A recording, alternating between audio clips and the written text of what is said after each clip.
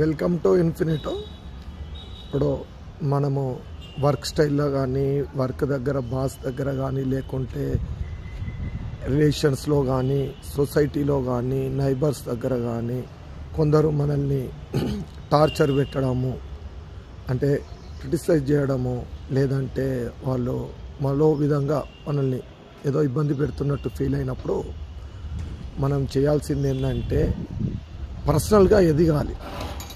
పర్సనల్గా అంటే ఎకనామికల్గా, మెంటల్గా, సోషల్గా, ఫైనాన్షియల్గా మనం ఎదిగినప్పుడు ఆటోమేటిక్గా వాళ్ళు మన కంట్రోల్కి వస్తారు.